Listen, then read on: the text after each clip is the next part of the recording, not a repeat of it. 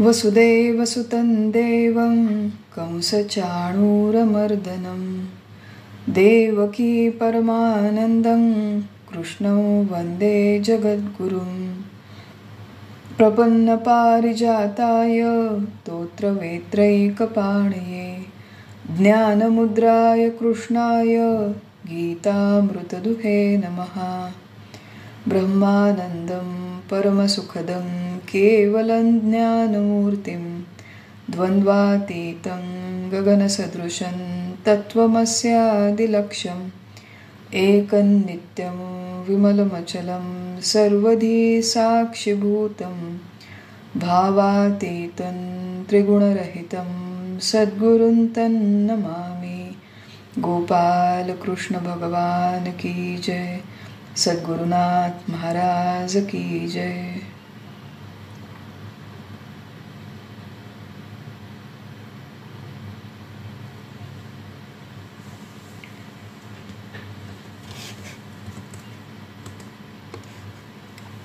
सब लोगों को प्रणाम, सबको वंदन करती हूँ। भगवत गीता अध्याय 4 ज्ञान कर्म संन्यास योग, इसका विचार हमने समाप्त किया है और आज के सत्र में 5वां अध्याय कर्म संन्यास योग के अभ्यास को हम लोग शुभारंभ करेंगे। चौथे अध्याय के जो अंतिम 2-3 श्लोक है जिसमें भगवान ने मुख्यतः कहा था कि नहि ज्ञानेन सदृशम पवित्रमिह विद्यते। आत्मज्ञान की तरह, आत्मज्ञान के जैसा इस संपूर्ण विश्व में और कोई पवित्र ज्ञान नहीं है। और पवित्र क्यों है? क्योंकि आत्मज्ञान मनुष्य को शुद्ध करता है, पवित्र करता है, इसलिए वो ज्ञान सर्वाधिक शुद्ध है, सर्वाधिक पवित्र है। ईश कृपा, गुरु कृपा, शास्त्र कृपा, आत्म कृपा, इन चारों कृपाओं का इस मार्ग में महत्व है। हमने इसका थोड़ा विचार किया था पिछले सत्र में। श्रद्धावान लभते ज्ञानम, इस संपूर्ण मार्ग में ज्ञान की माने आत्मज्ञान की प्राप्ति होने के लिए मनुष्य का श्रद्धावान होना आवश्यक है। श्रद्धा के 4 स्तर हमने देखे थे कि आत्मा नाम का तत्व है, वास्तव में अस्तित्व में है। दूसरा, शास्त्र और संत वाङ्मय में जिस तरह कहा गया उस तरह वो आत्मा है। तीसरा, सद्गुरु के बिना मुझे इस आत्म तत्व की प्राप्ति, अनुभूति नहीं होगी। और चौथा, श्रद्धा का स्तर, वो आत्मा मैं हूँ। ये श्रद्धा से शुरू में, प्रारंभ में मानना पड़ता है क्योंकि ये अतीन्द्रिय तत्व है। किसी भी अपने सामान्य व्यवहारिक प्रकार से इसका अनुभव नहीं आता, तो प्रारंभ में हमें ये मान कर चलना पड़ता है कि जिस देह को मैं देह हूँ ऐसी धारणा लेकर हमने इतने साल अपना जीवन बिताया, व्यतीत किया, वो देह मैं नहीं हूँ, वो मेरा वास्तव स्वरूप नहीं है और ये अनंत असीम परमात्मा मेरा वास्तव स्वरूप है। ये शुरू में श्रद्धा से मानना पड़ता है। तो श्रद्धा के ये 4 स्तर हैं। भगवान ने आगे कहा था कि जो व्यक्ति ज्ञानहीन है, श्रद्धाहीन है और बार बार जिसके मन में संशय आते रहते हैं, संशय आना स्वाभाविक है, प्रश्न मन में आना स्वाभाविक है। प्रश्न आए, हमारे सारे पारमार्थिक ग्रंथ प्रश्नोत्तर संवाद स्वरूप में ही अनेक सारे ग्रंथों की रचना हुई है, तो प्रश्न आना इसमें कोई बुराई नहीं है। लेकिन जो हेयर स्प्लिटिंग एनालिसिस है वो करना या फिर केवल सामने वाले व्यक्ति को कॉन्ट्राडिक्ट करने के लिए प्रश्न पूछते रहना, ये कोई समझदारी की बात नहीं है। तो भगवान कहते हैं ऐसे अज्ञानी और श्रद्धाहीन मनुष्य की पारमार्थिक दृष्टि से अधोगति होती है।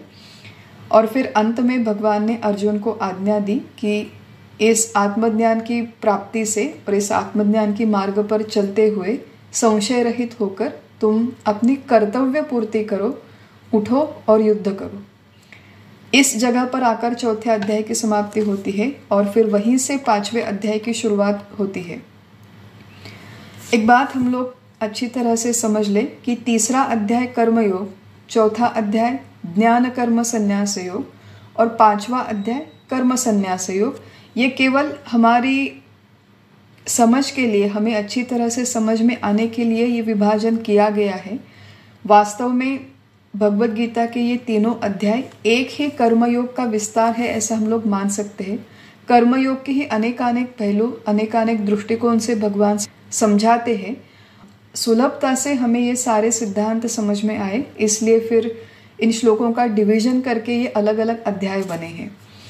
तो 5वें अध्याय की माने कर्म संन्यास योग की जब शुरुआत होती है तो प्रत्यक्ष अध्याय का अभ्यास करने से पहले थोड़ा सा विचार करते हैं कि चौथे अध्याय की समाप्ति कैसे हुई थी और तीसरे अध्याय की समाप्ति कैसे हुई थी।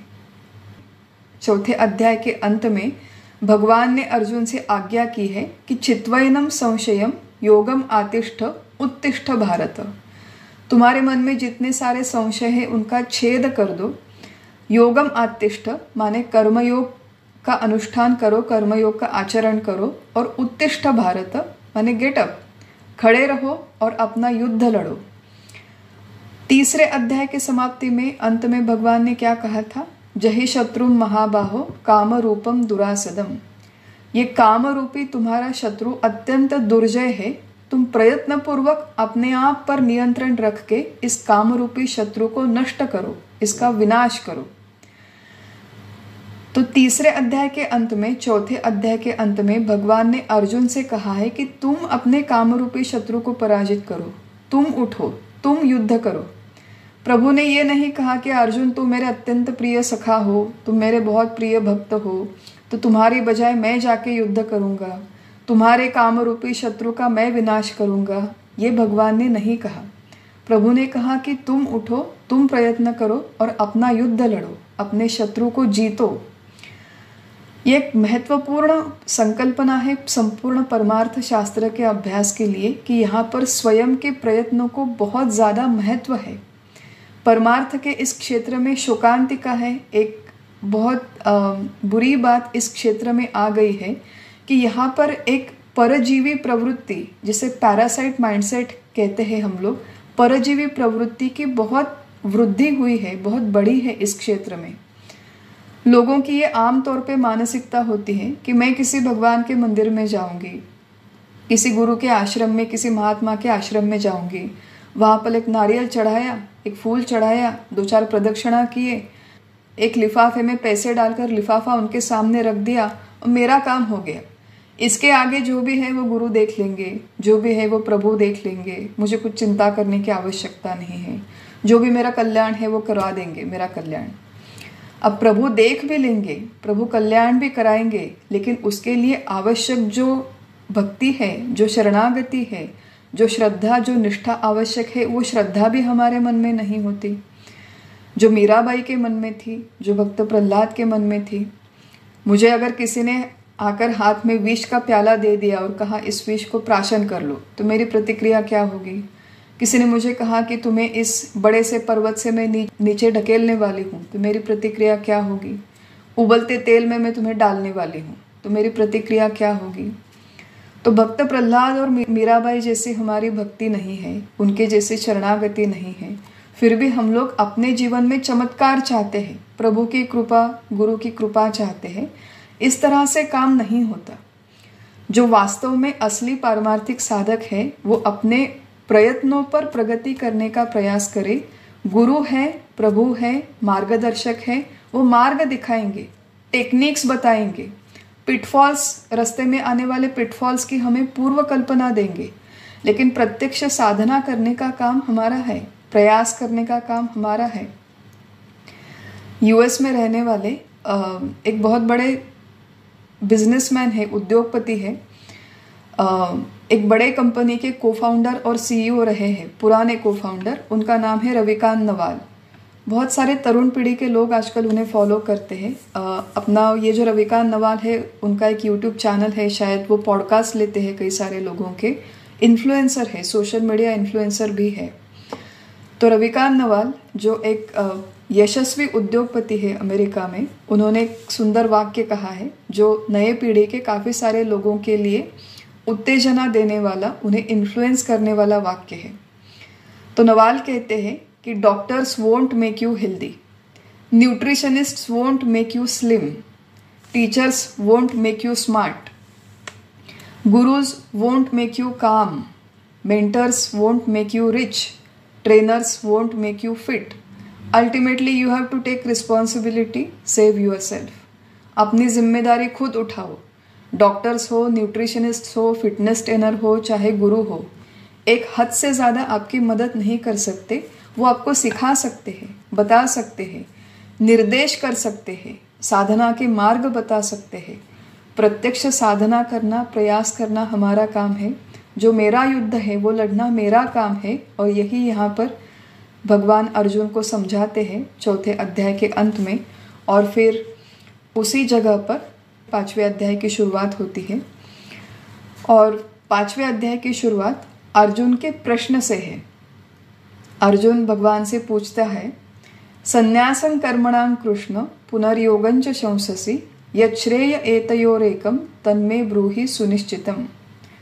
अर्जुन कहता है, हे श्री कृष्ण, संन्यासं कर्मणा, एक बार आप मुझे कर्म संन्यास की ओर जाने के लिए कहते हो, पुनर्योगंच शंससि, और फिर बाद में वहीं पर कर्म योग की भी प्रशंसा करते हो।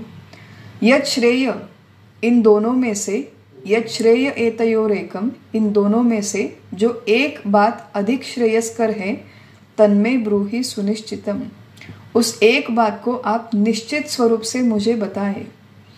अर्जुन के मन में संदिग्धता है और बहुत मार्मिक प्रश्न है। इस प्रश्न को समझने का हम लोग थोड़ा सा प्रयास करते हैं। देखिए थोड़ा सा पैटर्न। दूसरे अध्याय की शुरुआत अर्जुन के प्रश्न से हुई थी। अर्जुन ने कहा था, पृच्छामि त्वां धर्म सम्मूढ़ चेताः यत् श्रेयः स्यान् निश्चितं ब्रूहि तन्मे। धर्म क्या है, अधर्म क्या है, मैं नहीं जानता। इस समय मेरा चित्त अत्यंत मूढ़ावस्था में है। तो हे प्रभु, हे केशव, आप मुझे मेरे लिए जो श्रेयस्कर है वो बात बताए। ये दूसरे अध्याय के शुरू में अर्जुन ने पूछा था। फिर तीसरे अध्याय के प्रारंभ में भी अर्जुन ने प्रश्न पूछा था कि जायसी चेत कर्मणस्ते मता बुद्धिर जनार्दन तत्किं कर्मणि घोरे मान नियोजयसि केशव। और फिर यहाँ पर 5वें अध्याय की शुरुआत में भी अर्जुन ने प्रश्न पूछा है कि मैं कर्मयोग करूं या फिर कर्म संन्यास ले लूं, मुझे समझ में नहीं आ रहा है। तीसरे अध्याय का जो विशेषतः प्रश्न है उसको और 5वें अध्याय के प्रश्न की तुलना करके देखते हैं। तीसरे अध्याय में अर्जुन ने पूछा था कि भगवान, एक तरफ आप ज्ञान की प्रशंसा करते हो और ज्ञान श्रेष्ठ है ऐसा कहते हो, और दूसरी तरफ कर्म जो कनिष्ठ है, कर्म मार्ग जो कनिष्ठ है, उस कनिष्ठ मार्ग पर चलने के लिए आप कहते हो। तो ऐसा आप क्यों करते हो? जो श्रेष्ठ है, जो उच्चतम है, वो करने की क्या मेरी योग्यता नहीं है? क्या मेरी पात्रता नहीं है? इस कनिष्ठ कर्म में आप मुझे क्यों प्रवृत्त करते हो? तो तीसरे अध्याय के प्रारंभ में अर्जुन के मन में जो संदिग्धता थी वो इस बारे में थी कि ज्ञान मार्ग, कर्म मार्ग, ये दो अलग अलग मार्ग हैं। दो में से किसी एक का ही आचरण अनुष्ठान करना संभव है, दो में से किसी एक ही मार्ग पर जाना संभव है। तो वहां पर भगवान कहते हैं कि ज्ञान मार्ग, कर्म मार्ग, ये कोई दो अलग अलग मार्ग नहीं है। ज्ञान मार्ग पर चलने के लिए पहले कर्म करना आवश्यक है, तो तुम्हें दोनों बातें करनी है। भगवत गीता के अभ्यास का फ्रेमवर्क हमने देखा था। निष्काम कर्म से चित्त शुद्धि होती है, निष्काम उपासना से चित्त शांत होता है, और केवल शुद्ध और शांत चित्त में ज्ञान का उदय होने की संभावना है। माने आत्मज्ञान की प्राप्ति के लिए, ज्ञान मार्ग पर चलने के लिए पहले कर्म मार्ग पर चलना आवश्यक है, पहले चित्त शुद्धि होना आवश्यक है। तो तीसरे अध्याय में भगवान समझाते हैं कि ज्ञान और कर्म, इसमें तुम्हें कोई ऑप्शन नहीं है, दोनों करने की आवश्यकता है। यहाँ पर अर्जुन के मन में जो प्रश्न है कि मैं कर्म योग करूं या फिर कर्म संन्यास ले लूं, मुझे समझ में नहीं आ रहा।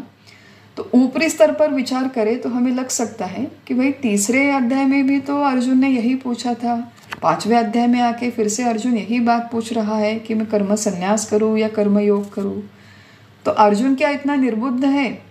क्योंकि तीसरे अध्याय में प्रश्न पूछने के पश्चात भगवान ने ऑलमोस्ट 40 श्लोकों का प्रबोधन किया था।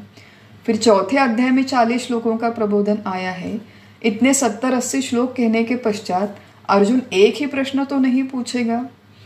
अर्जुन का जो 5वें अध्याय के प्रारंभ में प्रश्न है, उसका हम साधकों के दृष्टिकोण से विशेष महत्व है। यहाँ पर अर्जुन पूछता है कि मुझे समझ में आ गया कि ज्ञान मार्ग श्रेष्ठ है, प्रत्येक मनुष्य को, साधक को, जिसे अपना कल्याण करना है, उसे आत्मज्ञान की प्राप्ति करनी है, मुझे समझ में आ गया।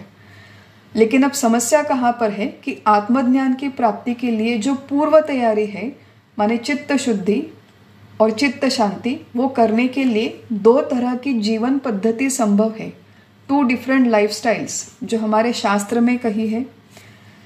जिस समय अर्जुन ने ये प्रश्न पूछा था वो वैदिक काल था, और वैदिक काल में मुख्यतः यज्ञ याग गृहस्थाश्रम जीवन में होते थे, जिसमें मनुष्य अपने घर परिवार को देखता है, अर्थार्जन करता है, यज्ञ याग करता है, व्यवसाय करता है वगैरह।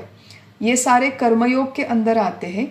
और दूसरी एक जीवन पद्धति जिसमें ये सारे वैदिक कर्म, घर परिवार से संबंधित कर्तव्य, इनका स्वरूपतः पूर्णतः त्याग करके चतुर्थाश्रम संन्यास लेकर भगवे वस्त्र पहनकर वो पूर्णतः एकांत में जाकर आत्मज्ञान के लिए अभ्यास कर सकता है। कर्म संन्यास के इस मार्ग में श्रवण, मनन, निधिध्यासन, ध्यान धारणा, नाम जाप, इन बातों पर अधिक एम्फसिस है, अधिक जोर दिया गया है। तो एक जीवन पद्धति है जिसमें गृहस्थाश्रम में रहकर आत्मज्ञान की प्राप्ति के लिए प्रयास किए जा सकते हैं, या फिर गृहस्थाश्रम छोड़ के संन्यासाश्रम स्वीकार करके भी आत्मज्ञान के लिए प्रयास किए जा सकते हैं। यहाँ पर वास्तव में ऑप्शन है, आत्मज्ञान की प्राप्ति तो करनी ही है, लेकिन वो गृहस्थाश्रम में रहते हुए करे या फिर संन्यासाश्रम को स्वीकार करते हुए करे, ये मुझे समझ में नहीं आ रहा है। यहाँ पर अर्जुन के मन में इस तरह की संदिग्धता है। देखिए, पुराने ज़माने में हमारे जो सनातन वैदिक हिंदू धर्म के अनुसार 4 आश्रम दिए गए हैं। एक है ब्रह्मचर्याश्रम, गृहस्थाश्रम, वानप्रस्थाश्रम और संन्यासाश्रम। तो एक ऐसी मान्यता थी कि सर्वोच्च ज्ञान प्राप्ति की जिन्हें लालसा है वो अपनी सारी गृहस्थी छोड़ के संन्यास का स्वीकार कर सकते हैं। अब ये जो बात है, अर्जुन ने जो प्रश्न पूछा, वो हमारे लिए बहुत महत्वपूर्ण है, क्योंकि हम जैसे लोग जो आज सारे के सारे हम लोग प्रपंच में रहने वाले हैं, गृहस्थी करने वाले लोग हैं, और ऐसे प्रश्न हमारे मन में कई बार आते हैं। थोड़ी बहुत जिस मनुष्य की बुद्धि सात्विक है, थोड़ी बहुत ये बातें पढ़ने के पश्चात जिसे समझ में आती है, उन्हें इन चीज़ों का मूल्य समझ में आता है। गीता का श्रवण हो गया, वाचन हो गया, थोड़े बहुत शास्त्रीय ग्रंथों का वाचन श्रवण हुआ, थोड़ा चिंतन होने के पश्चात इन सारी बातों में बहुत रुचि आती है, और फिर ऐसा मन करता है कि दिन भर बस मैं अब गीता की किताब लेके बैठ जाऊं, उपनिषदों के ग्रंथ लेके बैठ जाऊं और दिन भर यहीं पढूं। लेकिन गृहस्थी के काम है, जिम्मेदारियां हैं, घर वाले हैं, मेहमान हैं, उत्सव है, कहीं पर जाना पड़ता है। तो ये सारे करते करते, कर्तव्य निभाते हुए हम लोग बोर हो जाते हैं, और फिर मन में ऐसे एक विचार आता है कि ये सब कुछ छोड़ छाड़ के मैं कहीं दूर चली जाऊं, किसी आश्रम में एकांत में जाकर रहूं, हिमालय में किसी गुफा में जाकर रहूं, और फिर 24 घंटे में नाम जाप, ध्यान धारणा, इस तरह ग्रंथों का अभ्यास करूं। तो गृहस्थी में रहा जाए या फिर गृहस्थी छोड़ के कहीं दूर जाने की आवश्यकता है। इस तरह के प्रश्न जो हमारे मन में है, हमारा ही प्रतिनिधित्व अर्जुन कर रहा है और भगवान से पूछ रहा है कि आत्मज्ञान की प्राप्ति के लिए क्या श्रेष्ठ है, मेरे लिए क्या कल्याणकारक है, प्रभु आप मुझे ठीक से बताइए। पुराने ज़माने में एक ऐसा माना जाता था कि जो लोग संन्यास लेते हैं, और कुछ हद तक ये बात सही भी है, संन्यास लेकर जो व्यक्ति आत्मज्ञान के लिए प्रयास करते हैं उनके लिए आत्मज्ञान की प्राप्ति एक तरह से सुगम हो जाती है, क्योंकि उन्हें हम जैसे गृहस्थी के सारे कर्तव्य निभाने नहीं पड़ते। टैक्सेस फाइल करने हैं, पार्किंग के लिए जगह ढूंढनी है, घर में मेहमान आए हैं, कोई व्यक्ति बीमार पड़ा है, तो ऐसी छोटी बड़ी चीज़ों में उनका ध्यान उन्हें रखने की आवश्यकता नहीं होती है, और फिर अपना पूरा ध्यान वो इस आत्मज्ञान की प्राप्ति के लिए जो प्रयास है उनमें लगा सकते हैं। तो संन्यास लेना अधिक श्रेष्ठ है और गृहस्थाश्रम में रहना कनिष्ठ है, इस तरह की मानसिकता पुराने ज़माने में होती थी। भगवद गीता के समय जब ये रणांगण में युद्ध हो रहा था, तो अर्जुन के माध्यम से भगवान को, केवल अर्जुन को नहीं तो आने वाले सारी पीढ़ियों को, समस्त मनुष्य जाति को ये प्रबोधन करना था।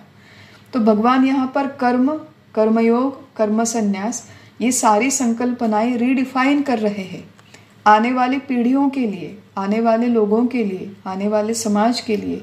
कि केवल कर्म संन्यास करने के पश्चात आत्मज्ञान होगा या फिर आत्मज्ञान आसानी से होगा, ये बात नहीं है। तो जहाँ जिस घर में हम लोग आज रहते हैं, जो कर्तव्य है, जो लोग हैं, उसी में रहते हुए, उसी परिस्थिति, उसी घर में रहते हुए आत्मज्ञान की प्राप्ति करना संभव है। ये भगवान अर्जुन को समझाना चाहते थे, अर्जुन के माध्यम से हमें समझाना चाहते थे। तो कर्म और कर्म संन्यास और इन दोनों संकल्पनाओं का आत्मज्ञान से जो संबंध है, ये पूरी प्रणाली को, सिस्टम को भगवान रीडिफाइन करते हैं हम जैसे लोगों के लिए, और अच्छी तरह से इन संकल्पनाओं को समझाते हैं। इनमें जो बारीकियां हैं, ये बारीकियां वो हमें समझाते हैं। इस श्लोक के बारे में विचार करते हुए एक और प्रश्न, उसके बारे में थोड़ा सा विचार करते हैं कि अर्जुन के मन में ऐसी संदिग्धता निर्माण ही क्यों हुई। अब अर्जुन के मन में ये संदिग्धता इसलिए निर्माण हुई क्योंकि चौथे अध्याय का प्रबोधन करते समय, इनफैक्ट तीसरे अध्याय में भी कई कई जगह पर भगवान ने संन्यास आश्रम का प्रत्यक्ष या अप्रत्यक्ष रूप से इसकी प्रशंसा की थी। अर्जुन स्वयं गृहस्थाश्रम में था और अर्जुन स्वयं संन्यास लेकर माने युद्ध और अपने सारे कर्तव्य छोड़कर कहीं पर जाना चाहता था। तो अर्जुन ने भगवान के प्रबोधन को अत्यंत विचारपूर्वक सुना। उसे समझ में आया कि भगवान बीच बीच में संन्यास लेने की प्रशंसा कर रहे हैं, संन्यास मार्ग की प्रशंसा कर रहे हैं। उदाहरण के लिए मैं एक दो श्लोक कहती हूँ। यहाँ पर जितने लोग गीता का अभ्यास सीरियसली कर रहे हैं, सब लोगों के लिए ये होमवर्क है कि तीसरे अध्याय के सारे श्लोक और चौथे अध्याय के सारे श्लोक जाकर केयरफुली देखें कि भगवान ने कहाँ पर संन्यास मार्ग की प्रशंसा की है। संन्यास ये शब्द नेसेसरीली उन्होंने उपयोग नहीं किया है, लेकिन संन्यास मार्ग की वो प्रशंसा है, अप्रत्यक्ष रूप से है। उदाहरणार्थ चौथे अध्याय में भगवान ने कहा है 21वें श्लोक में, निराशीर्यत चित्तात्मा त्यक्त सर्व परिग्रह शारीरं केवलं कर्म कुर्वन् नाप्नोति किल्बिषम्। त्यक्त सर्व परिग्रह, संपूर्ण परिग्रह का त्याग करके जो निराशी अपने सारी आशाओं को छोड़ देता है और केवल शरीर धारणा के लिए कर्म करता है। तो संपूर्ण परिग्रह का त्याग करना और केवल शरीर धारणा के लिए कर्म करना, ये बातें संन्यास आश्रम के लिए अप्लीकेबल है। गृहस्थ के लिए ये बातें नहीं है कि वो अपने सारे परिग्रह का त्याग कर दे। गृहस्थी कैसे चलेगी? तो यहाँ पर भगवान ने संन्यास आश्रम की, संन्यास मार्ग की प्रशंसा की है। यदृच्छा लाभ संतुष्टो 22वें श्लोक में कहते हैं कि प्रारब्ध से तुम्हें जितना मिला उसी में संतुष्ट रहो। सन्यासी जब अनेकानेक जगह पर जाते हैं तो भिक्षा मांगकर अपना उदर निर्वाह करते हैं।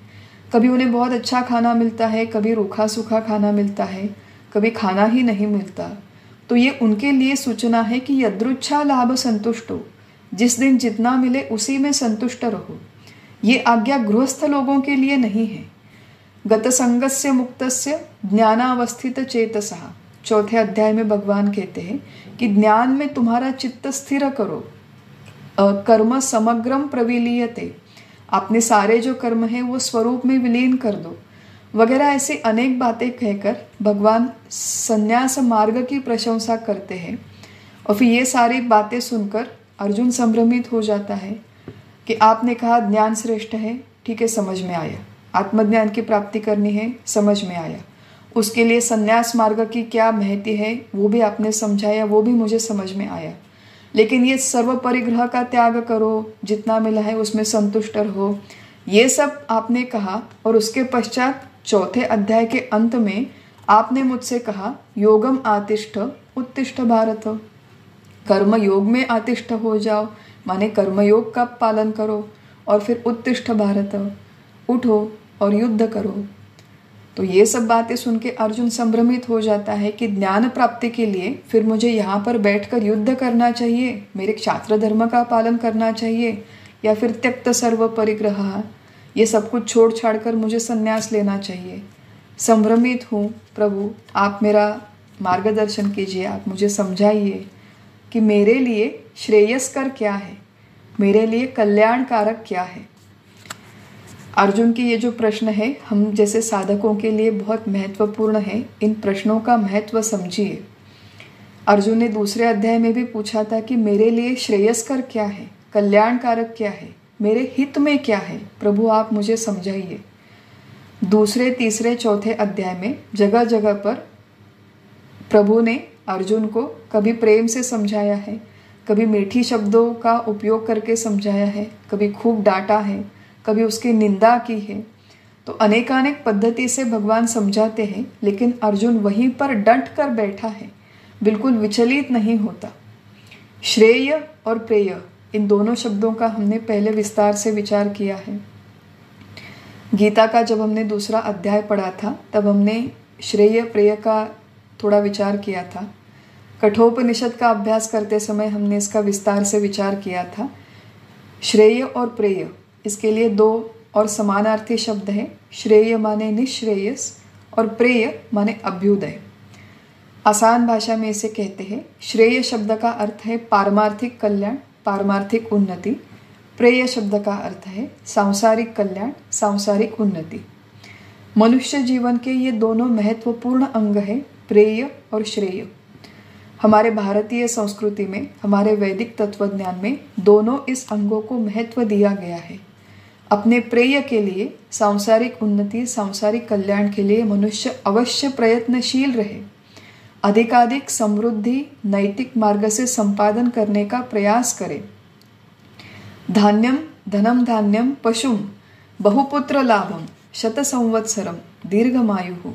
ये सारी बातें हम लोग देवी लक्ष्मी की प्रार्थना करते हैं कि हे देवी लक्ष्मी, आपकी कृपा से हमारे जीवन में धन धान्य हो, अनेक पुत्र हो, दीर्घ आयु की कामना करते हैं। तो इन सारी बातों को मनुष्य जीवन में निश्चित स्थान है, लेकिन केवल प्रेय माने केवल सांसारिक उन्नति करने से मनुष्य जीवन को कृतार्थता नहीं आती, ऐसा हमारा शास्त्र कहता है। कठोपनिषद में कहा था कि जो केवल प्रेय का स्वीकार करता है वो अपने पुरुषार्थ से पतित हो जाता है, और जो श्रेय का ग्रहण करता है उसका शुभ माने उसके जीवन में कल्याण होता है। श्रेयम आददानस्य साधुर्भवति, श्रेय का स्वीकार करने से कल्याण होता है। तो मथितार्थ ये है कि मनुष्य अपने जीवन में इन दोनों मार्गों में उन्नति होने के लिए प्रयासशील रहे, प्रयत्नशील रहे। समर्थ रामदास स्वामी है हमारे, उन्होंने दासबोध में लिख के रखा है कि प्रपंच सुखे करावा परी काही परमार्थ वाढवावा, परमार्थ अवघाची बुडवावा हे विहित नवे। प्रपंच सुख से कीजिए, आनंद से कीजिए, लेकिन इस प्रपंच में अपनी गृहस्थी के काम निभाते हुए परी काही परमार्थ वाढवावा। रोटी, कपड़ा, मकान, केवल इन 3 चीज़ों के बारे में कितने समय तक सोचते रहोगे? अच्छी रोटी कमाई, अच्छा मकान कमाया, नौकरी है, शिक्षण है, पैसा है, प्रमोशन हो गया, थोड़ा बहुत ट्रैवल कर लिया, कार आ गई घर में, सब कुछ होने के पश्चात क्या जीवन भर इन्हीं चीज़ों के पीछे भागते रहोगे? एक ऐसा जीवन आए कि मनुष्य अपने शाश्वत कल्याण के बारे में विचार करना शुरू करे।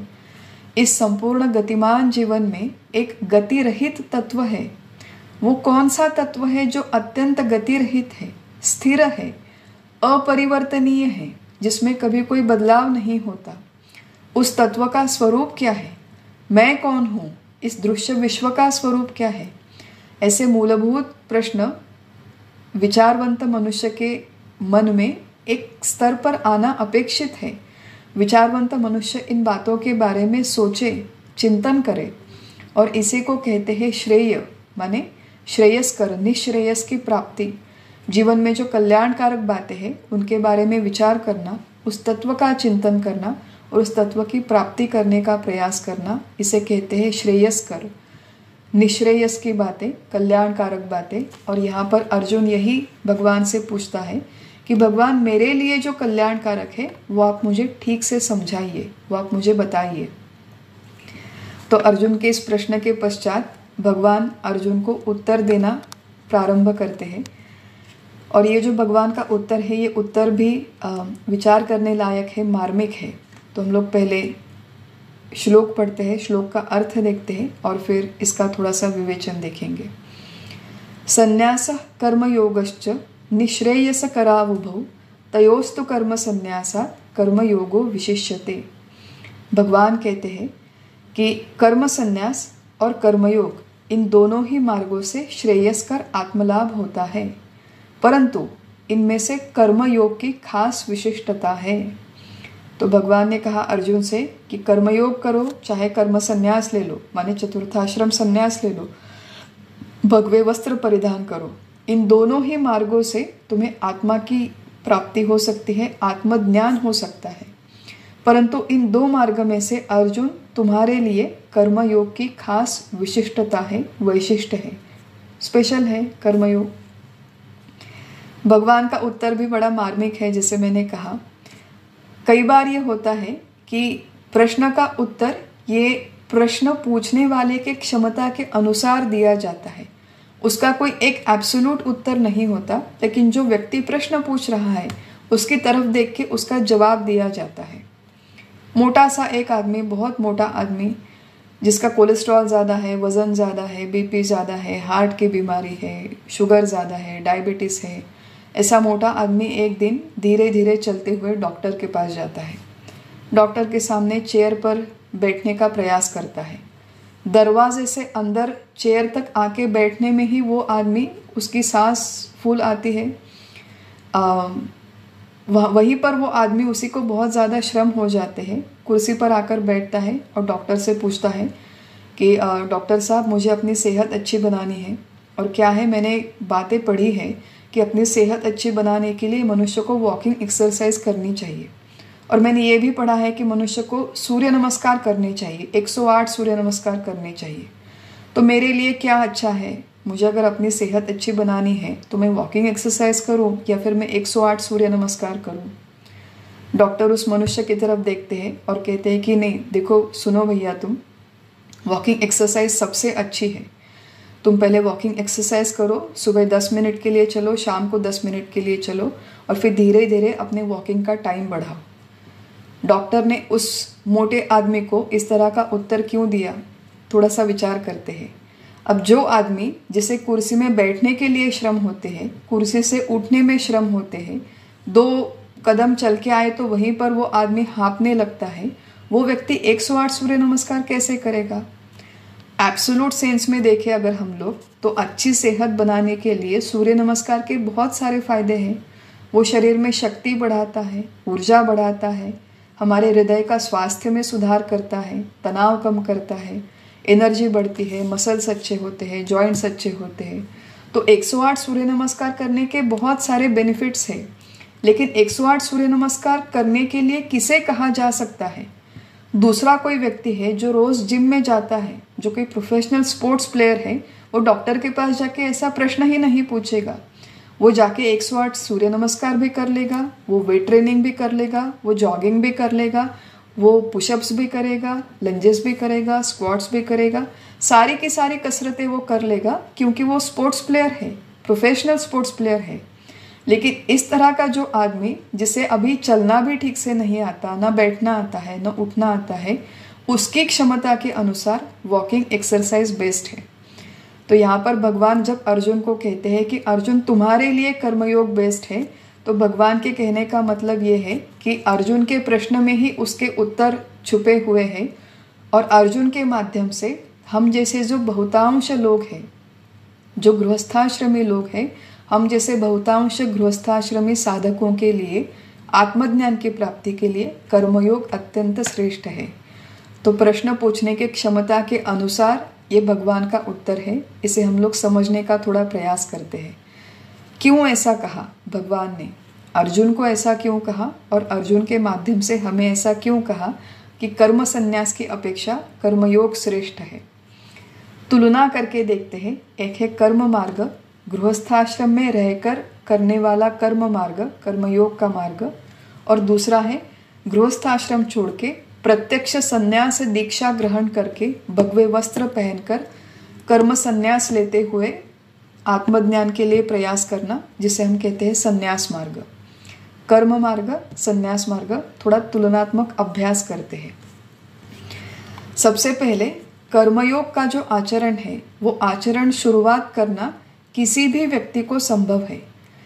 एंट्री बार इसके लिए काफ़ी लो है। एंट्री बार माने क्या होता है कि दुनिया में बड़े सारे स्कूल्स है, यूनिवर्सिटीज़ है, उस यूनिवर्सिटी में एडमिशन के लिए स्टूडेंट्स को बहुत ज़्यादा अभ्यास करना पड़ता है, प्रयास करने पड़ते हैं। सब लोग जानते हैं आजकल आईआईटी और मेडिकल कॉलेज के लिए एंट्रेंस टेस्ट चल रहे हैं। जेईई के लिए अनेक सारे बच्चे प्रिपेयर कर रहे हैं। तो आईआईटी में एडमिशन चाहिए, एंट्री बार बहुत हाई है, बहुत ज़्यादा मार्क्स आने की आवश्यकता है, बहुत ज़्यादा रैंकिंग होने की आवश्यकता है। बहुत कम लोगों को आईआईटी में एडमिशन मिलती है और आईआईटी में भी बहुत कम लोगों को अपने चॉइस का फील्ड मिलता है। आईवी लीग की एडमिशन हो, किसी बहुत बड़े यूनिवर्सिटी की एडमिशन हो, तो एंट्री बार बहुत हाई होता है, कम बच्चे कर पाते हैं। लेकिन कोई नॉर्मल यूनिवर्सिटी है, गवर्नमेंट कॉलेज है, प्राइवेट कॉलेज है, तो थोड़े बहुत मार्क लेके कोई भी बच्चा वहाँ पर चला जाता है। बिल्कुल उसी तरह कर्मयोग की शुरुआत कोई भी व्यक्ति कर सकता है, कोई भी सामान्य व्यक्ति कर सकता है। किसी भी धर्म, किसी भी जाति, किसी भी वर्ण, किसी भी शिक्षण, किसी भी बैकग्राउंड, पार्श्वभूमि का व्यक्ति जहाँ पर है वहीं पर उसी क्षेत्र में कर्मयोग के नियमों का आचरण कर सकता है। फंडामेंटल कर्मयोग के नियम क्या है कि अपना काम करो, कर्मण्येवाधिकारस्ते मा फलेषु कदाचन। फल की अपेक्षा मत करो, लेकिन अपना कर्तव्य उत्साह से करते रहो। फलाशा छोड़ दो, ये एक नियम है, और कर्तृत्व का अभिमान, अहंकार छोड़ दो, ये दूसरा नियम है कर्मयोग के लिए। प्रत्येक क्षेत्र में ये संभव है। एखादा मनुष्य भगवद गीता का अभ्यास करे न करे, लेकिन आज दुनिया भर में ये चीज़ें सारे क्षेत्र में लोगों को सिखाई जा रही है। डॉक्टर है, वो डॉक्टर, एक डॉक्टर से मैंने ये बात सुनी थी। डॉक्टर्स कहते हैं कि we treat and he cures. मेरा काम केवल ट्रीटमेंट देना है, लेकिन क्यूअर करना काम भगवान का है। कॉरपोरेट लाइफ में सिखाया जाता है डिटैच्ड एंगेजमेंट, कि एंगेज रहो, लेकिन डिटैच्ड पद्धति से एंगेज रहकर अपना काम करो। स्पोर्ट्स प्लेयर होते हैं, स्पोर्ट्स प्लेयर को अपनी मैच खेलते समय ये पता होता है कि मैच का रिजल्ट मेरे हाथ में नहीं है, मैं कंट्रोल नहीं कर सकता, तो वो जाके केवल 100% एफर्ट्स देते हैं, अपना पूरा प्रयास करते हैं, गेम के पहले प्रैक्टिस करते हैं और फिर वहाँ पर जाकर बहुत जिद के साथ, उत्साह के साथ अपनी मैच खेलते हैं। स्पोर्ट्स प्लेयर्स के लिए भी ये कहा गया है, कई सारे साइकोलॉजी के जर्नल्स में आया है कि if you do not focus on the outcome, अगर आप मैच के एंड रिजल्ट के बारे में न सोचते हुए मैच खेलोगे तो जीतने की संभावना ज़्यादा है। तो आप गीता को मानो या न मानो, भगवान श्री कृष्ण को मानो या न मानो, लेकिन ये जो बात है कि फलाशा मत करो, लेकिन अपना काम उत्साह से करते रहो, ये सारे क्षेत्रों में आज सिखाया जा रहा है, लोग इसे करने का प्रयास कर रहे हैं। तो कर्मयोग में एंट्री करना, शुरुआत करना सारे लोगों के लिए संभव है और रिकमेंडेड भी है। लेकिन संन्यास आश्रम में एंट्री करने के लिए बहुत बड़ा हाई बार है। जैसे मैंने कहा था, आईआईटी में एडमिशन के लिए बहुत बड़ा हाई बार है। तो संन्यास में एंट्री करने के लिए सबसे महत्वपूर्ण बात कि सांसारिक सारे भोग, सारे लोभ, सारे रिश्ते, सारे नाते, सारी सांसारिक बातों के प्रति मन में तीव्र विरक्ति होना अपेक्षित है। तीव्र विरक्ति। भगवान शंकराचार्य ने कहा है, यथैव काकविष्ठायाम वैराग्यम तद्धि निर्मलम। अपरोक्षानुभूति नाम के ग्रंथ में कहते हैं कि काकविष्ठा की तरह इस संपूर्ण संसार के जीवन के सारे भोगों की मन में विरक्ति आ जाए, मन में घृणा आ जाए, मन में घिन आ जाए, तब इस तरह की विरक्ति के साथ मनुष्य जाकर संन्यास्त हो सकता है, संन्यास ले सकता है। संन्यास आश्रम लेने के लिए हमारे संस्कृति में पहले एक सीक्वेंस दिया गया था कि कुछ साल मनुष्य ब्रह्मचर्याश्रम में रहे, उसके पश्चात कुछ साल गृहस्थाश्रम में, उसके पश्चात वानप्रस्थ और अंत में संन्यास ले ले। ये एक रेकमेंडेड सीक्वेंस पुराने ज़माने में था। लेकिन जाबाल उपनिषद नाम के एक उपनिषद में ये मार्गदर्शन दिया गया है कि जिस दिन मनुष्य की संसार में सारे विषयों से सर्वथा विरक्ति हो जाए, उसी दिन मनुष्य संन्यास लेने के लिए एलिजिबल हो जाता है। संन्यास लेना मैंडेटरी नहीं है, लेकिन एलिजिबल हो जाता है। जाबाल उपनिषद में कहा है कि यदि वेदरथा ब्रह्मचर्यात् एव प्रव्रजेत गृहात् वा वनात् वा, माने गृहस्थाश्रम में रहते हुए, ब्रह्मचर्याश्रम में रहते हुए या वानप्रस्थाश्रम में रहते हुए, जिस दिन मनुष्य को संसार से सर्वथा विरक्ति हो जाएगी, विषयों से सर्वथा वैराग्य हो जाएगा, तो किसी भी आश्रम से आप डायरेक्टली संन्यास स्वीकार कर सकते हो। ब्रह्मचर्याश्रम से डायरेक्टली जा सकते हो, गृहस्थाश्रम से डायरेक्टली जा सकते हो, और वानप्रस्थाश्रम से भी डायरेक्टली संन्यास स्वीकार कर सकते हो। लेकिन एंट्री बार बहुत हाई है कि उसके लिए सर्वथा विरक्ति, सारे इन सांसारिक विषयों के बारे में, भोगों के बारे में मन में सर्वथा विरक्ति निर्माण हो। ये एक बात है कि इसलिए कर्मयोग सारे लोगों के लिए संभव है, कर्म संन्यास बहुत कम लोगों के लिए एंट्री करना संभव है। कर्मयोग की शुरुआत करने के लिए हमें कहीं पर जाने की आवश्यकता नहीं होती, कुछ वस्तुतः त्याग करने की आवश्यकता नहीं है। जिस घर में, जिस व्यवसाय में, जिन लोगों के बीच में, जिस गांव में, छोटा गांव हो, बड़ा गांव हो, भारत देश हो, दूसरा कोई देश हो, किसी भी जगह, किसी देश में रहते हुए मैं कर्मयोग का आचरण कर सकती हूँ, कर्मयोग के प्रिंसिपल्स को फॉलो कर सकती हूँ। लेकिन संन्यास करने के लिए प्रत्यक्ष वस्तु त्याग करने की आवश्यकता है। जिस घर में हम लोग रहते हैं वो घर, जो परिग्रह हमने किया है, जितनी सारी वस्तुएं मेरे पास है, पुरानी वस्तु, मेरी साइकिल, मेरे कपड़े, मेरा डेस्क, मेरा लैपटॉप, मेरा कंप्यूटर, पुरानी जीन्स वगैरह, ये जितनी सारी बातें हैं, इनका वस्तु त्याग, इनका प्रत्यक्ष त्याग करना पड़ता है, इन्हें छोड़ना पड़ता है। न केवल वस्तु, लेकिन अपने सारे सगे संबंधी, माता पिता, भाई बहन, पुराने दोस्त, ये सारे संबंधियों को छोड़ने की आवश्यकता है। मेरे बाद क्या होगा, मेरे परिवार का क्या होगा, मेरे भाई बहन का क्या होगा, माता पिता का क्या होगा, बच्चों का क्या होगा, इन सारे विचारों को छोड़ने की आवश्यकता है। तो संन्यास आश्रम स्वीकार करने के लिए प्रत्यक्ष वस्तु त्याग करना पड़ता है। ऐसा कहा जाता है कि संन्यास आश्रम स्वीकार करने से पहले उस व्यक्ति को अपना खुद का श्राद्ध करना पड़ता है।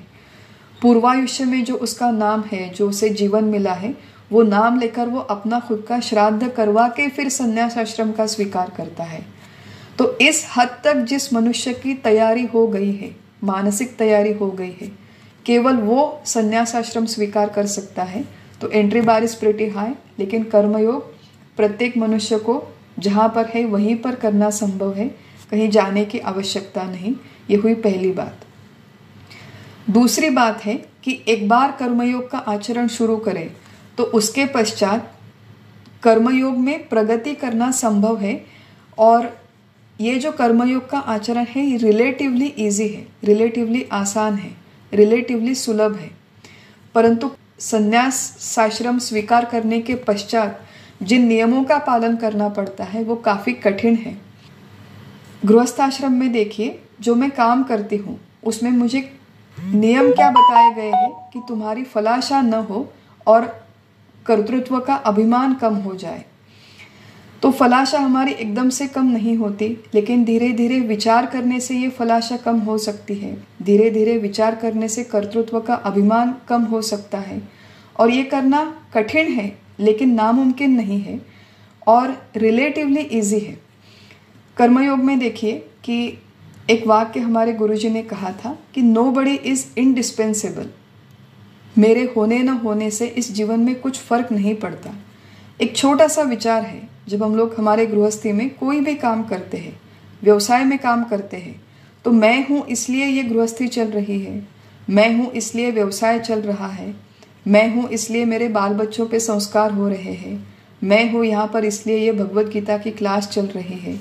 ये जो सारे विचार मन में है, इन सारे विचारों से ही निर्मूलन करना संभव है कि किसी एक व्यक्ति के होने न होने से दुनिया में कोई फर्क नहीं पड़ता। रामकृष्ण ही आले गेले, त्याविण जग का ओसची पड़ले। तो इस तरह का विचार करके मैं हूँ इसलिए ये हो रहा है, ये अभिमान क्षीण होना संभव है। माने कर्मयोग में एंट्री करने के पश्चात धीरे धीरे प्रयास से ये अहम भाव कम होता है, धीरे धीरे प्रयास से ये फलाशा भी कम होती है। कर्म संन्यास में लेकिन एक बार संन्यास में एंट्री करने के पश्चात भी मन और इंद्रियों पर अत्यंत दृढ़ नियंत्रण अपेक्षित है, अत्यंत दृढ़ नियंत्रण अपेक्षित है। सन्यासियों के लिए नियम दिए गए हैं, वो एक जगह पर अधिक समय के लिए निवास नहीं कर सकते। कई जगह पर ये लिखा गया है कि 3 दिनों से ज़्यादा निवास नहीं, या फिर कहीं पर काम है तो काम समाप्त होते ही तुरंत वो जगह छोड़कर जाना आवश्यक होता है। भिक्षा मांग कर अन्न ग्रहण करे, ऐसे कई सारे नियम सन्यासियों को दिए गए हैं। एक सन्यासी की मैंने कहानी सुनी थी कि उसकी 0 इन 0 आउट पॉलिसी है। मतलब क्या कि वो किसी वन में रहता था, सन्यासी बहुत बड़ा महात्मा था और लोग अक्सर उनका दर्शन करने के लिए वहाँ पर आते थे तो कुछ हाथ में लेकर हम लोग हमेशा किसी बड़े संत महात्मा को मिलने के लिए खाली हाथ नहीं जाते, ये रिवाज है, प्रोटोकॉल है। तो कोई फल लेके जाता था, कोई फूल लेके जाता था, कोई खाना लेके जाता था, कोई कपड़े लेके जाता था, ठंडी के दिन है तो कोई स्वेटर लेके जाता था। महात्मा सुबह बैठकर वो सारी चीज़ों का स्वीकार करता था और जैसे ही शाम का समय आए तो सारी की सारी चीज़ें बांट देता था। माने दिन का शुरुआत होने से पहले 0 इन, मतलब मेरे पास 0 एक्यूमुलेशन है, कोई परिग्रह नहीं, कोई संग्रह नहीं, और दिन के समाप्ति पर भी 0 आउट, मतलब कोई संग्रह नहीं, कोई परिग्रह नहीं। जितनी चीज़ें मिली उतनी चीज़ें उसी दिन में दान कर दी। ये सन्यासी के लक्षण है, ये सन्यासी से अपेक्षा है। अब क्या हम लोग ये सब चीज़ें कर सकते हैं? हम लोगों के लिए तो मेरे घर में लोग आके नारियल देते हैं, पेड़े देते हैं, वो पेड़े का बॉक्स भी देना मेरे लिए कठिन हो जाता है। नारियल के बारे में भी मैं सोचती हूँ कि नारियल अगर मेरे घर में रहेगा तो मैं मिठाई बनाऊंगी वगैरह वगैरह। हम जैसे लोगों के लिए इस तरह के नियम फॉलो करना बहुत कठिन होता है, परंतु कर्मयोग का आचरण करना रिलेटिवली इजी है, रिलेटिवली सुलभ है, रिलेटिवली आसान है। कर्मयोग में मनुष्य के मन में जितनी सारी नैसर्गिक प्रवृत्ति है, नैसर्गिक उर्मी है, इनको दबा कर रखना नहीं पड़ता। अपने आप को सप्रेस करने की ज़्यादा आवश्यकता नहीं है। मुझे अच्छे कपड़े पहनना बहुत अच्छा लगता है, जेवर पहनना अच्छा लगता है, मज़े मज़े की चीज़ें खाना मुझे बहुत अच्छा लगता है। तो ठीक है, तुम्हें जो खाना है वो खाओ, जो कपड़े पहनने हैं वो पहनो, लेकिन खाना खाने से पहले भगवान को भोग चढ़ाओ, कपड़े पहनने से पहले भगवान के सामने रखो, और फिर ये सब कुछ भगवान का है ऐसा उनका प्रसाद मानकर उसे ग्रहण करो। तो अच्छा खाना छोड़ने की आवश्यकता नहीं, न कपड़े छोड़ने की आवश्यकता है, न कोई भोग छोड़ने की आवश्यकता है। बस उनके ऊपर जो ममत्व है, जो कर्तृत्व का अभिमान है, उनसे जुड़ी हुई जो फलाशा है, वो धीरे धीरे धीरे प्रयास से कम की जा सकती है। तो कर्मयोग का आचरण सुलभ है, लेकिन कर्म संन्यास का आचरण रिलेटिवली कठिन है। तीसरी बात है कि कर्मयोग का आचरण करते हुए अगर मनुष्य की चूक भूल हो जाए, वो कुछ गलती कर दे, तो उसमें प्रत्यवाय नहीं है, दोष नहीं है। परंतु कर्म संन्यास में अगर मनुष्य की कुछ चूक भूल हो जाए तो सन्यासी के लिए माफ़ी नहीं है। बालकनी में अगर मैं खड़ी हूँ, दूसरे मंजिल से गिर गई तो ज़्यादा चोट नहीं आएगी, लेकिन 13वीं मंजिल से गिर गई तो कितनी बड़ी चोट आएगी। बिल्कुल वही बात सन्यास आश्रम में है। ज्ञानेश्वर महाराज की कथा हमारे यहाँ प्रसिद्ध है महाराष्ट्र में। जो लोग महाराष्ट्र में है वो उस कथा को भली भांति जानते होंगे। जो लोग महाराष्ट्र के बाहर से हैं उनके लिए संक्षिप्त में कथा मैं कह देती हूँ कि ज्ञानेश्वर महाराज के जो पिताजी थे उनका नाम था विठ्ठल पंथ और उनकी माता का नाम था रुक्मिणी देवी। अत्यंत सात्विक सज्जन ये पति पत्नी थे। उनके पिताजी अत्यंत तीव्र मुमुक्षु थे। एक बार मन में विचार आया कि सन्यास ले ले और अपने घर को पत्नी को छोड़कर दूर कहीं चले गए। सन्यास ले लिया, लेकिन बाद में उनके गुरुजी को पता चला कि इनकी पत्नी अभी तक वहाँ पर गांव में है। गुरुजी ने आज्ञा की कि तुम फिर एक बार अपने गांव में चले जाओ और अपने पत्नी के साथ संसार बसाओ। पत्नी के अनुमति के बिना तुम यहाँ पर आए और इस तरह सन्यास लिया, ये उचित बात नहीं है। विठ्ठल पंत अपने गांव में फिर एक बार लौट के आते हैं।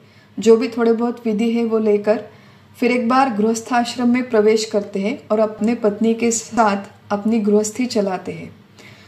ये जो बात है ये 1000-1200 साल पहले की बात है और थोड़ा सा उस समय का जो कॉन्टेक्स्ट है जहाँ पर जाति वर्ण व्यवस्था, आश्रम व्यवस्था ये अत्यंत तीव्र थी, स्ट्रॉन्ग व्यवस्था थी। तो जो व्यक्ति संन्यास आश्रम में गया है वो फिर एक बार गृहस्थाश्रम में आता है, फिर एक बार अपने पत्नी के साथ गृहस्थी बसाकर उसके बाद ज्ञानेश्वर महाराज जी का जन्म होता है। ये 4 अपत्य है, निवृत्ति, ज्ञानदेव, सोपान और मुक्ताबाई। ये चारों भाई बहनों को महाराष्ट्र में ऐसा कहा जाता है और ये सत्य बात है कि इन चारों भाई बहनों को अपने संपूर्ण जीवन में समाज से बहुत निंदा सुननी पड़ी कि ये तो सारे सन्यासी की औलाद है, सन्यासी के बच्चे हैं, सन्यासी की संतान है। समाज ने उन्हें बॉयकॉट कर दिया था, आउटकास्ट कर दिया था। और बच्चों की ही बात नहीं तो जो विट्ठल पंत संन्यास आश्रम छोड़ के गृहस्थी में वापस आए थे, उन्हें उस समय के समाज ने, उस समय के धर्मगुरुओं ने मृत्युदंड की शिक्षा दी। तो संन्यास आश्रम में रहते हुए इस तरह की कोई गलती, अब विट्ठल पंत की जो थी वो गलती नहीं थी, वो एक अलग बात है। लेकिन यहाँ पर कहने का मुद्दा केवल एक ही है कि संन्यास आश्रम में रहने के पश्चात अगर कोई चूक भूल हो जाती है तो न केवल सन्यासी का नाम बदनाम होता है, लेकिन वो संपूर्ण परंपरा, संपूर्ण संप्रदाय, संपूर्ण आश्रम, संपूर्ण संन्यास व्यवस्था की लोग मौकरी करते हैं। आजकल जो आए दिन हम लोग न्यूज़पेपर में पढ़ते हैं कि बड़ा कांड हो गया, बाबा जी ने बड़ा कांड किया, कई बार उन बातों में सच्चाई होती है। और आजकल ये अवस्था है कि कई बार इस तरह के जो जेन्युइन सत्पुरुष है उन्हें फ्रेम भी किया जाता है। तो क्या सच है क्या झूठ है, हम जैसे लोग समझ नहीं पाते।